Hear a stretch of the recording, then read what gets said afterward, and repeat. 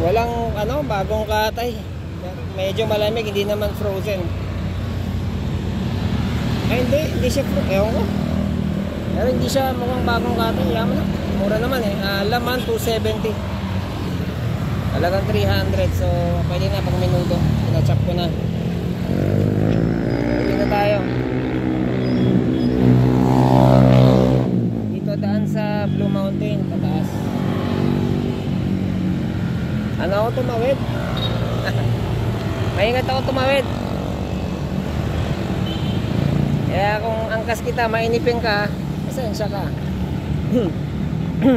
Nag-uubos ako ng kaliwat kanan pag tumatawid.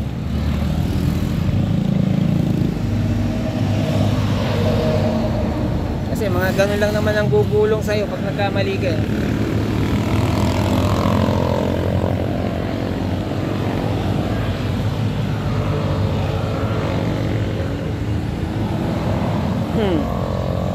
Pag may angkas pala ako, ano yun, co-navigator yun.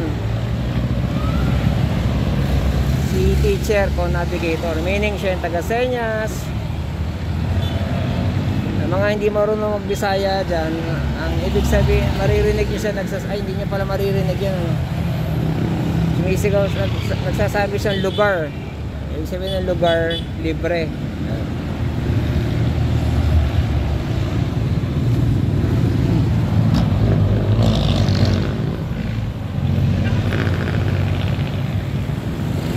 Kaya natin. Pero pag syempre talagang traffic, sasaksak na tayo. Aga-aga, alas 5 pa lang oh. Tara na nga, putang ina. Let's go boys.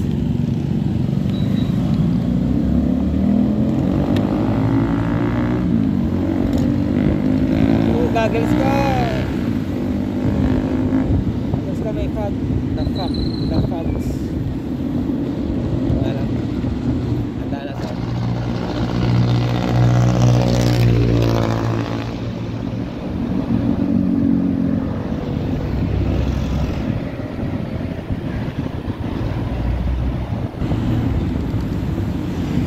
Talaga pag professional yung nag-chop, saglit lang sa kanya yung pang minuto na chop ng karne.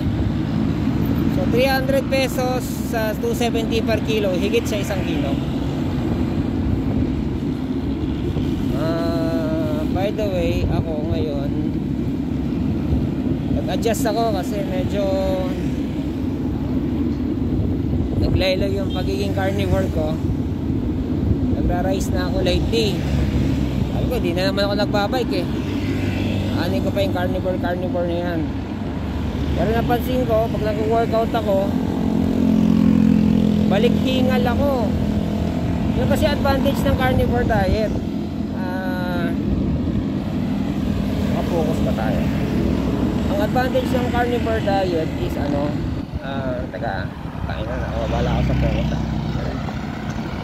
Advantage ng carnivore diet is maganda yung stamina mo kasi ine-eliminate mo yung rice, which turns into glucose. Ang glucose, according to experts, is sugar, no? Kapag naano daw yan sa bloodstream, it's as good as sugar or as bad as sugar. So ini-eliminate ko yung sugar, sugary food, sweet, and chocolate. Yan, ni-eliminate yan. And then yun nga, because of that diet, ganda ng stamina ko. Nakapag-jogging ako, hindi lang jogging, takbo, no? Parang wala lang, parang robot. Ganda. Nung nagbabike ako, ngayon parang hindi na kailangan. Tapos eto pa, yung craving ko, pinagbigyan ko, sabi ko, bucha, sige lang, hindi naman tayo nagbabike. Nag-suffer naman ngayon, nag-gym ako, nag-workout ako, hingal na kasi yun ng ng primary ng sugary and white rice diet. Although meron kang bulk, meron kang strength, pero yung stamina mo kakainin ng hingal. Kaya mababawasan yung hangin mo, mababawasan yung ano, endurance mo. Lalakas ka, panandalian lang, tapos ang tawag ng sugar high, sugar low yan. So lalakas ka, pang pag lagpak. Pero pag yung carnivore diet ka, patay na. Ano nga, invincible. Feeling invincible, ano. Kaya talaga, ano, totoo lang yan. Pag carnivore diet ka. Yes, it's ano ba, expensive diet kasi naisipin mo, papapakan ng karne. And yung ano ko, yung transition ko from normal diet to ano yun? Madilim lang. Tingnan lang with the camera. Sandali.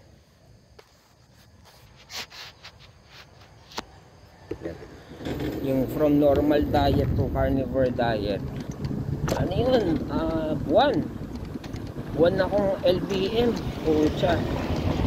Sabi sa inyo, malapit na ako mapa-opera mapa-hospital. Sabi ko, ano na yata ako. May butas na yata yung bituka ko sa ano, kaka-LBM. And amazingly, yung mga iniinom kong vitamins, may mga vitamins ako iniinom na pampa-anti-inflammation. Yung vitamin C ko, may gano'n. Ano ba? Tapos, pag nag-jebs ako, may timer ako. Mga ano lang, mga 10 minutes max lang, isang 5 minutes lang. Para discipline talaga, no? Eventually after months, no, siguro 3 months akong nagsuffer gradually bago nasana yung system ko na ano, at least 3 months bago nasana yung digestive system ko na putya, wala na tayong magagawa mga brad, mga kapwa bituka, tunawin na natin tong karne na to. Huwag na kayo umasa ng kanin. Nakatulong din sa ano ko, sa diet ko ng carnivore kasi may craving pa rin ako ang hirap naman ng wala.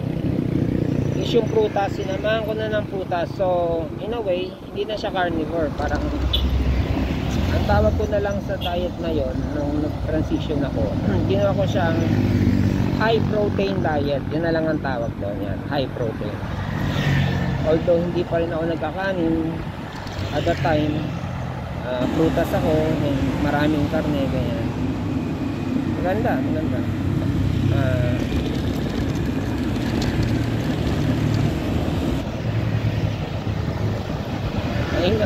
Mainam sa katawan.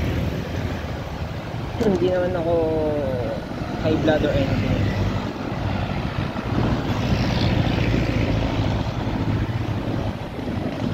Wala naman akong palpitation. Actually, mas nagpa-palpitate pa nga ako pag yung mga sugary na kinakain ko. Isa na natin.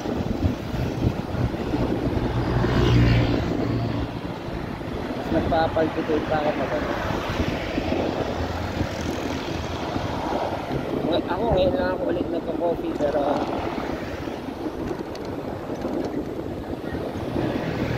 pag hindi ako for the longest time, yung coffee machine kasi namin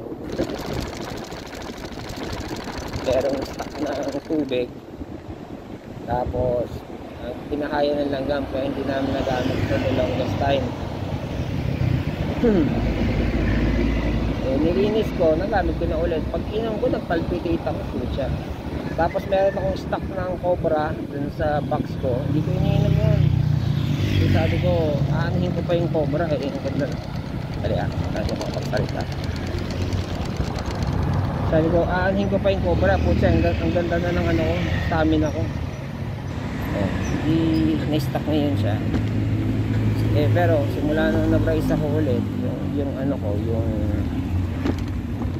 tag nito, stamina ko naging hingalin na ako, ika nga. So natry ako ulit ng Cobra, tsaka napuyat ako minsan, marami ang gagawin for Cobra. Sabi ko, pucha, parang hindi ako ganito, hindi ako nagpapalpitate, palpitate na ako. So yung system ko nag-adjust na talaga yan. So ngayon, I'm going back to a high protein diet. High protein diet. Kasi it's healthy in terms of strength and stamina. Yan. Balik na tayo sa barangay Epat.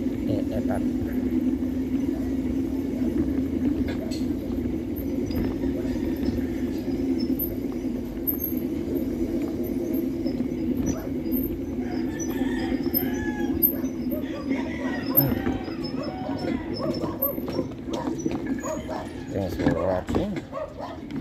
See you on my next video.